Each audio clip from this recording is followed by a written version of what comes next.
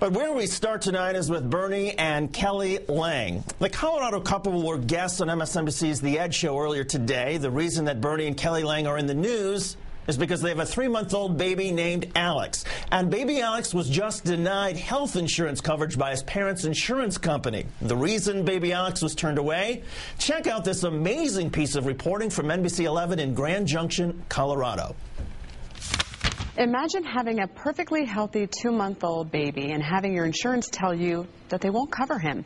Well, baby Alex is perfectly healthy with no pre-existing conditions, but because of his size, he was turned down for health insurance. His height and weight put him in the 99th percentile according to CDC guidelines, and the insurance cutoff is at the 95th percentile. That's right. Because of his size, Alex was denied health insurance coverage.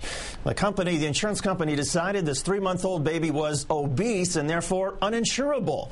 If the Lang family's experience was the only news you heard about America's health insurance industry today, you would still have more factual information about how our health system operates than if you had read the report the insurance industry released today on the health reform proposal now being debated in Congress.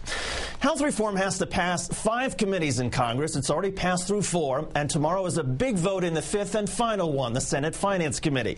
On the eve of that vote, the health insurance industry has committed what appears to be an April Fool's Day joke, releasing a brand new report that warns that if the current version of health reform passes, they'll be forced to dramatically raise their rates. According to their new report, if the Baucus bill passes in its current form, the average family would see their rates go up 40% over the next 4 years. Those rates will go up 73% by 2016 and 111% by 2019.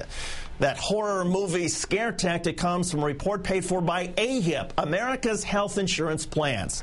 Does the name of that organization sound familiar? Well, back in August, AHIP's contribution to the health reform debate was in the form of talking points that they distributed to fire up protesters at town hall meetings. Their main objective at that point was to kill the public option. But tucked into the AHIP talking points was also this nugget, a demand for, quote, a personal coverage requirement to get everyone into the system. A personal coverage requirement, otherwise known as a personal mandate, forcing everyone to have insurance. The reason AHIP is now lobbying against the Baucus bill is because the punishment for not getting coverage isn't strong enough for them. They say it right in the report, quote, a weak individual coverage requirement. The penalty for not getting coverage was weakened by the Senate Finance Committee. And if people are not forced to get coverage, that means fewer customers for the for-profit insurance companies. And in the insurance industry's estimation, this bill doesn't equal enough new customers for them. So now they're saying they will jack up rates up to loan shark levels if this bill passes. AHIP didn't produce this report themselves. They paid the firm PricewaterhouseCoopers to do it for them. It's worth noting that PricewaterhouseCoopers has a history with this sort of thing. In the 1990s, when the federal government was thinking about taxing tobacco, PricewaterhouseCoopers was hired by the tobacco industry to produce a report warning of the perilous economic dangers of a tobacco tax. Now, when America's health insurance plans want to warn of the perilous economic dangers of health reform, they called, you guessed it, PricewaterhouseCoopers. Joining us now to talk about how the health insurance industry may have shot itself in the foot with this report is Democratic Congressman Anthony Weiner of New York. And Congressman Weiner, it's nice to see you again. My pleasure. Thanks. Congressman, first of all, the report assumes no behavioral changes whatsoever in response to the new proposed policies. That seems like a dead giveaway that this report is flawed. But what's your view? Well, the one behavioral change we're clearly not going to see is the insurance companies aren't going to suddenly start saying, you know what, we're going to stop making 30% profits and cut it down to 10 or 5 because of this bill. You know, they unwittingly did this, but they made the single best argument I've seen in a while for why you need a vigorous competitor for the health insurance industry, namely the public plan. They're freely saying that it doesn't matter what you guys in Congress do, we're going to keep raising our rates. You know, there is a word for this. It's called chutzpah. They are right now on the eve of this vote saying, you know what, since you didn't put a public option in, we're going to raise our rates in their own calculation by 111%. They really do seem to have no shame about the way they proceed, but many of my colleagues saw this report and are responding in exactly the opposite way that I think the insurance industry thought we'd respond. And these are colleagues of yours who may have been on the fence as far as trying to rein in the for-profit insurance companies? Well, you know, a lot of us are wondering what's going on here. Here it is, we're giving the insurance companies millions of new customers because we're going to require people to get coverage. And their way of saying thanks is on the eve of the vote to say, you know what, you can do that, but we're still going to raise rates. But the fact that they're going to raise rates is actually a rare moment of honesty for this industry.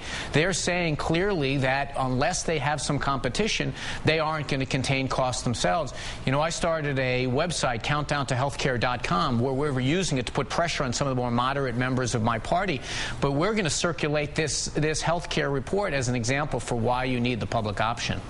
Well, Congressman, tell us a little bit more about the website, countdowntohealthcare.com. I mean, how is the effort going to try to reach out to conservative Democrats? Well, you know, it's going fairly well. I mean, it's remarkable the amount of energy there is. You know, we think that many of these moderate districts, people don't favor health care. We're learning quite the opposite. A lot of the reasons why Democrats got elected in these so-called swing districts is because we committed to doing something about the high cost of health care. And the numbers of people that are signing up who are saying, you know what, I'm from a blue dog district, or I'm from a Republican district, and I want health care, has been quite profound. You know, at countdowntohealthcare.com, every day we kind of do a wrap-up of the day's events, and we put up reports like the one that you led this story with about children being denied coverage because they're a little bit overweight. This is why we need competition. The Rocky Mountain Health Plans reversed their decision today and decided to cover that baby when, quote, a recent situation in which we denied coverage to a heavy yet healthy infant brought to our attention a flaw in our underwriting system. Is this what reform would look like if the insurance industry had its say, a change in policy only when they're shamed into it? Well, you've got to understand how the health insurance industry works. And they're not venal people, but they want to take in as much money as they can and pay out as little as they can for health care. That's what their shareholders demand, and that's what they're rewarded for in the marketplace. The problem is that's exactly the opposite of what we in Congress should be advocating for. We should be advocating for as little as possible coming out of consumers' pockets and as much health care coming out of that. So that's the conflict that we have. And the insurance industry today, loud and clear, announced, you know what, we don't care what you do in Congress, we're going to keep raising rates, which is why if we don't have a single-payer plan like Medicare for all Americans, which is something I would support, we at the very least have to have some form of competition in order to keep them honest. If just being a heavy baby is a crime, my niece Reeve, who turns 18 months today, would probably have to be locked up because she's a little bit portly, but that should not be what health insurance industry does. The White House has been fairly critical of the health insurance industry, but publicly the industry hasn't fought back. They've been trying to portray themselves as partners, not adversaries. Is something very different going on in the halls of Congress now? Well, you know what? The health insurance industry so far has gotten a lot of what they wanted in the Finance Committee bill that's going to be passed out tomorrow. They didn't get a strong public option. There's very little true cost containment in there, and they got the requirement that more customers will be driven to their doorstep because there's a mandate for coverage. And when we've tried to do even the most modest form of a public option, they have fought back vigorously. Look, there's no doubt about it. When you consider that hundreds of billions of dollars each year don't go into health care, they go into health insurance company profits. When we do nothing to compete, to make sure that they compete in the pharmaceutical industry, for example, so we get the lowest prices just like you might get at Walmart, they don't want any of those changes to happen. And frankly, that's where Congress has to get a spine and stand up to these industries. Congressman Anthony Weiner, Democrat from New York, a fierce advocate of the public option, even single payer. And Congressman, thanks for your time today. We appreciate it. It's my pleasure. Can I say the website one more time? It's countdowntohealthcare.com.